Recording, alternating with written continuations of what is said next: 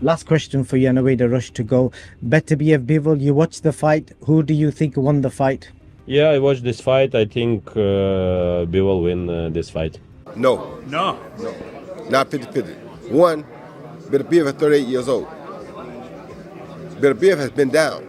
Yes, yeah. Bivol never been down. Every time. Beterbiev will throw a combination, and right away, Bivol will retaliate with a counter with more volume. Dmitry Bivol is favored by many boxing experts to win his rematch against Artur Beterbiev due to his superior ring IQ, footwork, and defensive skills. Bivol's ability to control distance, counterpunch effectively, and avoid Beterbiev's power shots gives him a strategic edge. His stamina, discipline, and controversial rounds in the later rounds. But I can tell you this. I've had Bivol, because we're watching the fight and we're focusing on it because we knew it was a tough fight, and everybody knows that Beterbiev is very strong and he can hurt you with any punch. But up to the seventh round, I had Bivol winning the fight with his moves. He was moving really well on his feet. He was countering. Of course, he was getting hit because it's a fight, but he will get hit with 1-2 or maybe a hook and a right, and he'll come back with a 1, 2, 3, 4, boom again. And then he'll move and boom, boom, jabbing. He was busier with his jab. He was busier with his counters. Adaptability make him a dangerous opponent over 12 rounds. Ahead of the rematch, Bivol emphasized that this fight is about more than just the belt. He is focused on correcting his mistakes from the first bout. I wanna make second fight, and I wanna be winner of this fight. What about belts now, which I could see? Before I was so wanted to have these belts and nothing else. But today I want not only just belts. I wanna revenge. I wanna fix what I did before. I wanna win, not just belts. It's not only about belts now. His mindset suggests a deeper motivation for redemption. Analysts expect an epic showdown following a first fight that divided opinions. Many believed Bivol had done enough to win, though Beterbiev's victory wasn't unreasonable. Their contrasting styles made for a compelling first bout. Bivol's quick hands and movement against Beterbiev's relentless. In this epic rematch, a first fight that divided opinion.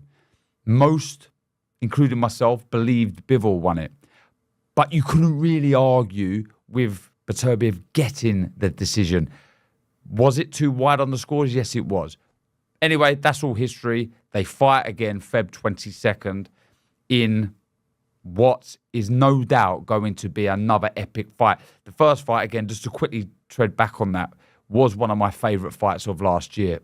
Contrasting styles, Bull v Matador. Obviously, Beterbiev being the Bull, Matador being Bivol with his fleet-footed, quick hands, flurry of combinations against the heavy-hitting, knockout artist, the destruction, wrecking ball that is Artur Beterbiev.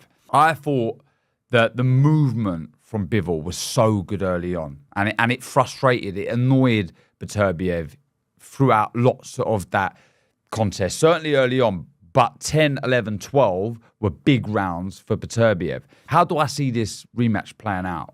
Well, when I looked back at that first fight, although I thought Bivol won, I do believe Beterbiev could potentially do better out of the two in the rematch. Power.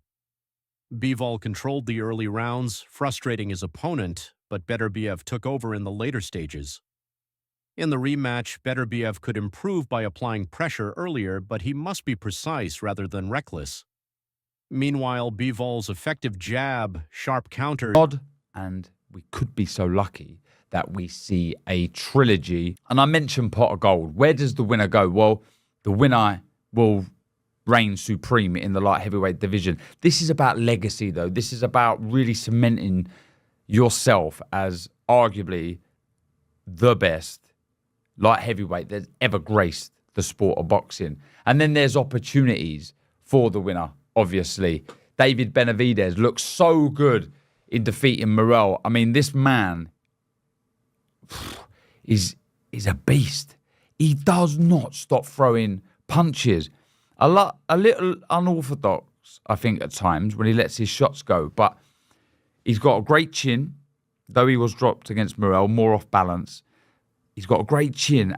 Like I say, he's a unit. He's huge. An ability to dictate the pace could lead to a clearer victory. With both fighters making adjustments, the February 22nd rematch promises another thrilling contest, potentially redefining their legacies in the light heavyweight division.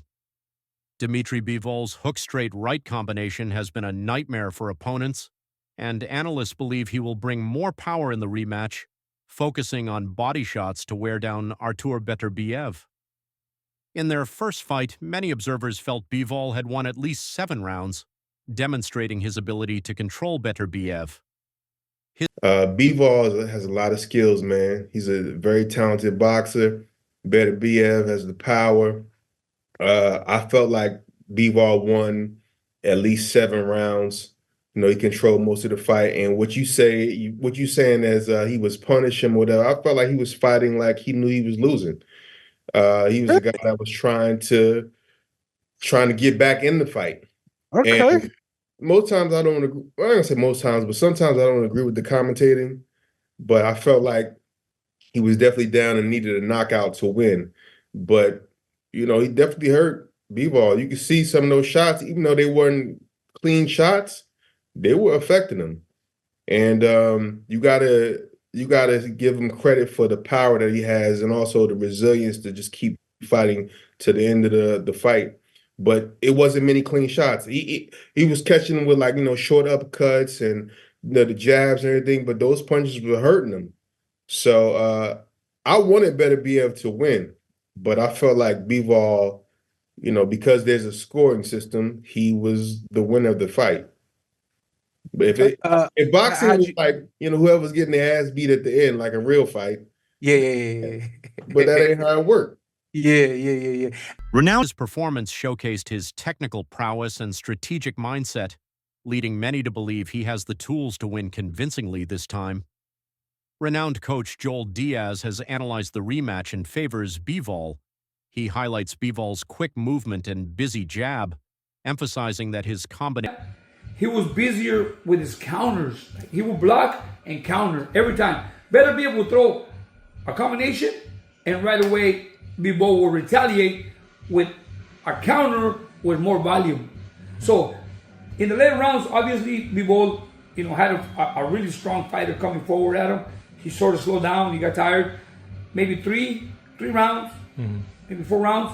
And if I had to judge the fight, I saw it for Bivol, not because he's part of my team in a way, because all these fighters are the same team, same management, and considered part of the same team.